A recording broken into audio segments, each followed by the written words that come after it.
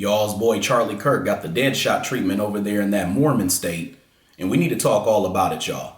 I'm your host, Cool Colas, and you are now tuning into a new video on my channel. So let's get into it. For those of you all who do not know who Charlie Kirk is, he is a right-wing conservative author, media personality, and he considers himself some type of activist. But this is a man who falls under the category of what I like to call the intellectual white supremacist. And I've talked about this before, how you have these white supremacists who will try to intellectualize their racism. And they usually use covert racism talking points in order to not sound like a total bigot. But all of us know that these things that they say are racist things. And sometimes they will try to go a bit overt, and then they'll try to make it seem like what they're saying is just a controversial point, and then they'll have a bunch of other conservative right-wing bigots who will just rally behind what they just said. But they usually have a certain way that they try to articulate themselves. They'll go to college campuses and they'll spread a lot of anti-black hatred and rhetoric and all this other stuff. And then, you know, they usually, when they debate, they'll try to say things in a certain way. Like you have these, these intellectual white supremacists who kind of talk in these little nasally bitch voices and the blacks don't deserve reparations, and they'll start talking all fast and shit, or they'll talk in these weird ass European accents that make them sound like they might be intelligent. Like these motherfuckers are trying to sound like Einstein or some shit, and they literally aren't really saying anything. As a matter of fact, they all say the same things over and over again. Now let's talk about what went down in Utah. For those of you all who have been living under a rock, you probably don't know this, but Charlie Kirk was recently murdered via a gunshot wound to the neck. And this happened at a campus in Utah at a university. And the issue that's going on is that there's a lot of people who are celebrating his death. Now, I want to give my stance on that before I get into anything. I won't personally celebrate his death, but I'm not mad at those who choose to celebrate his death. We need to really break that down too. A lot of people are talking about how it's wrong to celebrate his death because he was just a man who was expressing his opinion and his views, and to go around and celebrate him being dead despite you disagreeing with his views is tasteless. So that's a lot of what people are saying, but we need to look at this from all angles. The reality is that Charlie Kirk is entitled to free speech, no matter what way that you swing it. So he is allowed to go around and spew his hateful racist views. And in a way, I'm going to say something that people are probably going to be surprised about, but I'm actually glad that he did, because he let us know exactly who he is. I love when a white supremacist tells me that they are indeed a white supremacist, and that is exactly what Charlie Kirk did. Now, there were sometimes he tried to hide it a little bit, but for the most part, you can look at just the different rhetoric and things that he was saying, and you can tell this man was a white supremacist. So I actually appreciate a white supremacist who's more like that than somebody who kind of sneaks up on you at a random moment or does something behind your back. But with that being said, what he said was still wrong and hateful and vile, and I just do not like that man for who he was, and he was an enemy to black people.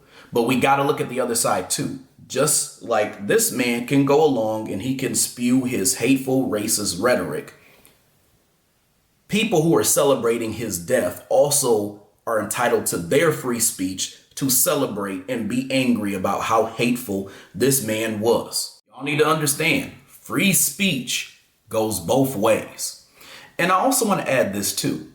You may think that celebrating someone's death when they are vile and racist and a flaming white supremacist like Charlie Kirk is tasteless and it makes that person a bad person. But you need to understand too, virtue signaling does not make you a good person. And one thing that I come to notice is that there's a few types of virtue signalers that are out there. And you can kind of categorize them into three categories, really two if we really look at it, but we're going to say three for right now. Sambos, tethers, and suspected white supremacists. Those are the main individuals. And I want to kind of break down, even in a more layered way, how this shows up. Earlier, I just said that Although there's three categories, it's really more like two, and that's because Sambos and Tethers really are in the same category in this regard.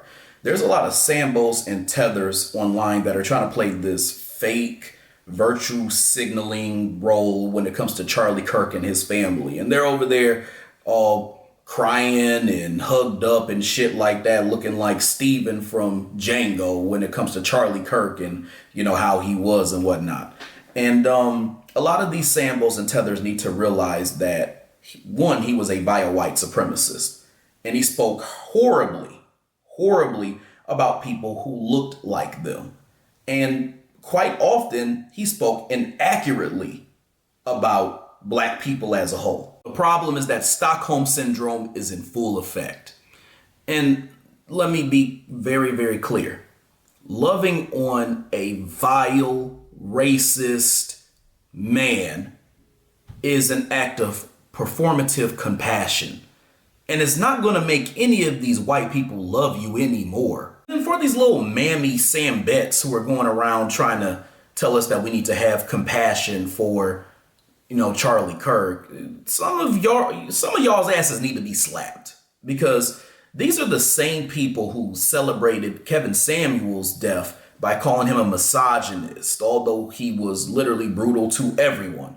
But they will then focus their attention on tone policing us and virtue signaling when it comes to Charlie Kirk's death. And a lot of y'all are walking around trying to reduce this man's flaming white supremacy to just having a difference of opinion with other people and also having controversial views. But let me be clear, that's some bullshit.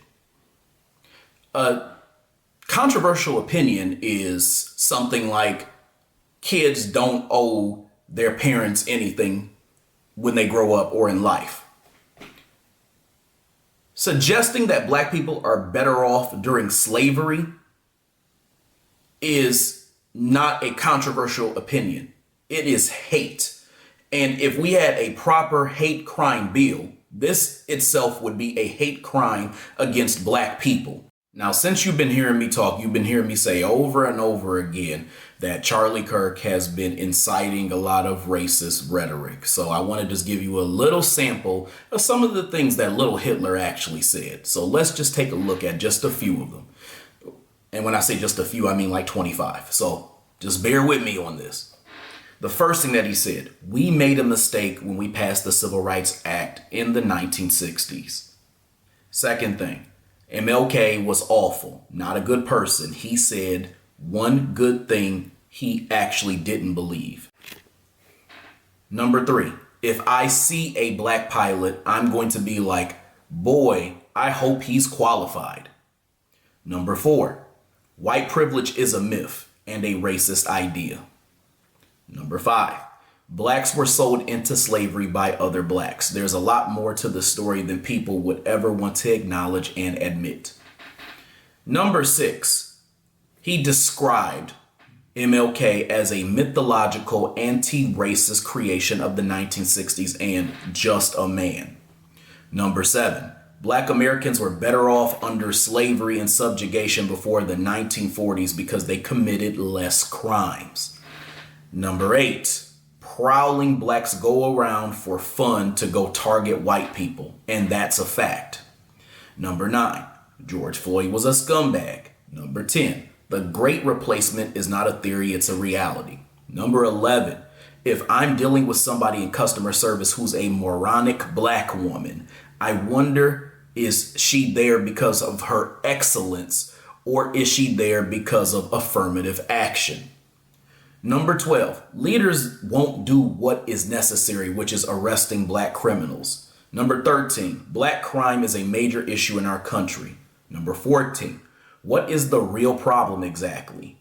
The real problem is that black fathers abandon the woman that they impregnate. Number 15, the problem is blacks that kill themselves a lot kill each other in other cities. Number 16, black crime is a huge problem no one wants to talk about. It's not racism. Number 17, Black Lives Matter wants to fan the flames of a race war in our country. This is an outright threat, a full frontal domestic terrorism in our country. Number 18, the alleged Waukesha attacker was a black supremacist terrorist. Number 19, Juneteenth threatens the fabric of our country. Number 20, Juneteenth should not be a federal holiday. Number 21, we should not be like, you're acting like a Trayvon. You're acting like a Shaniqua. Number 22, and this is about Yusuf Salam of the Central Park Five. He once took part in the gruesome gang rape of a jogger in Central Park after getting away with gang rape. 23. Affirmative action does not address the real problem. Black crime, black fathers abandoning their children. Black crime is a huge, Number 24. Black crime is a huge problem no one wants to talk about. And number 25. More than 600 white women a year are unalived, as they like to say, by black men, by blacks. But you already know what he said. He ain't say unalived. And now that we went through all that, I just want to say I'm not going to debunk every single talking point that was just stated here. I'll save that for another video potentially. But I did want to talk about the last type of virtue signaler that I tend to see with this situation. The last type that I tend to see heavy are moderate whites, specifically moderate whites more than anybody else. Conservatives, of course, but moderate whites are the key here. A lot of them are showing their asses. And most of them are missing a few key things. Number one, them acting this way and going on and on about his humanity reveals that they indeed are suspected white supremacists as well too. So you need to pay attention to them. Number two, they keep talking about he was a man with a family, he had kids and all this other stuff. A lot of white supremacists had damn families. Why does that matter a damn? Number three, his death does not erase his anti-black legacy. And this third point here goes into the concept of what I like to call speaking fake on the dead. I told you all before, there's this big thing of people saying, I don't want to speak ill of the dead. I don't want to speak ill of the dead. I do not have that philosophy. I do not like to speak fake on the dead. This was a vile man and we need to call it out. And then number four, these are the same fools who will stay quiet or join in when the man disrespected and demeaned black people, especially upon when they were murdered at the hands of these race soldiers. He would even justify why these actions should have happened. This is a man who never cared about our humanity.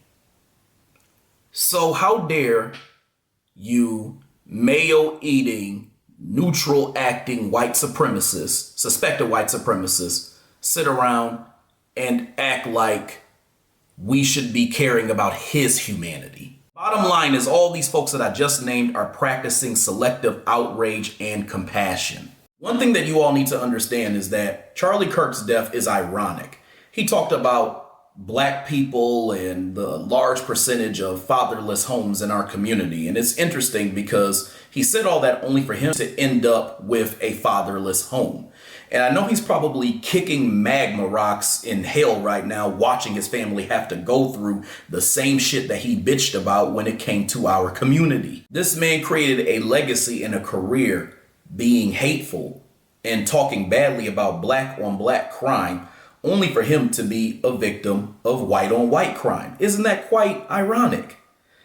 I mean, think about it, y'all. His last words were gang violence, as if he got murked and then went to the grave with anti-black dog whistles and anti-black vitriol. And man, was that death quick. And you know they had a little military team because that was one clean hit. The guy who sniped him, there's no way that he didn't have anybody else working with him. I mean, that was a strategic military snipe. Sheesh, they call him Charlie Kirk, but the way it went down, he should be called Charlie Mert. The other ironic thing was he was literally taken out by a white man in a majority white city, in a majority white state. It don't get much whiter than that.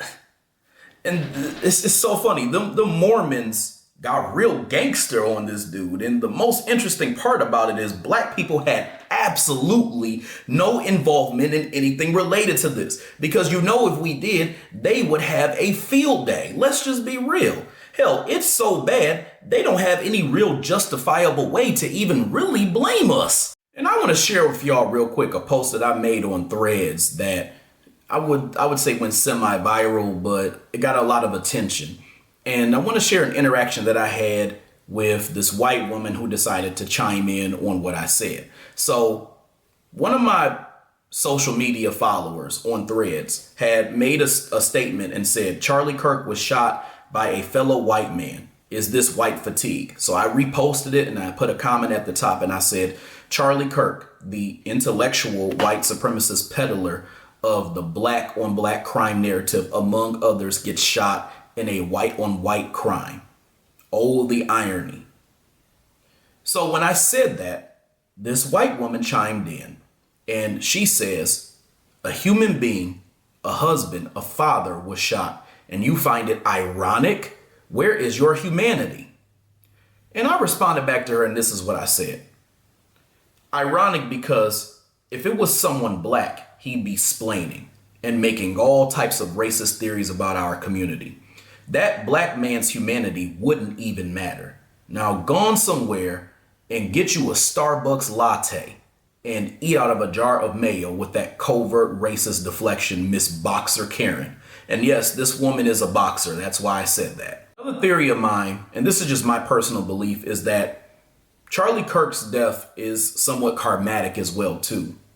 The thing about me is I may not always believe in good karma, and I'm not necessarily sure about the amount that it happens, and I'm prone to believe that it happens less than bad karma. I think bad karma is a very strong force. It's kind of like it takes more energy to smile than it does to frown. But I do think that the universe every now and again comes to collect when it comes to bad karma. I think the universe saw what he was doing and they said that he was doing a little bit too much mayo destruction over there looking like Butthead from Beavis and Butthead. And if it's not already clear at this point, I do not feel sorry for Charlie Kirk one damn bit. He even said himself, he doesn't even like the term empathy. This is what he said about it and I quote, I can't stand the word empathy, actually. I think empathy is a made up new age term and it does a lot of damage. So this was a man who was void of empathy. So we need to take that in consideration when we think about having so-called empathy for Charlie Kirk. That statement alone tells you what kind of man he was. Why would we even think to extend any type of compassion or empathy to a man who has never had empathy or compassion for us, especially when our people have gotten murdered unjustly? I mean, he literally attempted to justify it. Hell, he doesn't even believe in the term empathy, so why would he get any type of empathy from me? He made his bed and now he has to lie in it. He knew exactly what he was doing when he said everything that he was saying, and he has to suffer the consequences that came with him trying to use his free speech to be that level of hateful. And of course, many of these responses and everybody who's looking at the shooter and all this other stuff, a lot of them are probably going to say it was the liberals who did it and all this other stuff. And, all these white supremacists are really butthurt because they treated this man like he was their Dr. King. They literally should call him Dr. Mayo Luther King Jr. because that's really what he was. And my last message is to black people, especially foundational black Americans, when it comes to this issue. And I want you to hear me very clearly when I say this. Black people, you need to understand that you do not have to allow these individuals to gaslight you into mourning somebody who hated people who looked like you and tried to hide it and make a career out of it and make a killing from it. You have absolutely no obligation to show any type of love, compassion, or remorse for somebody who had this level of vitriol. And if anybody ever told you that you were hateful because you were angry about who he was upon his death, then tell them people to go to hell and charge them to either being Sambos, tethers, or suspected white supremacists, as I said in the very beginning of this video. All right, y'all, I hope you enjoyed this video. I hope you enjoyed what I had to say, and I'll definitely have more to come in the future, so make sure you stay tuned. In the meantime, I would love it if you like this video, subscribe, share it, and hit the bell icon so you get notifications for whenever I come out with new content on this channel. Other than that, I'll talk to y'all later. Peace out, y'all.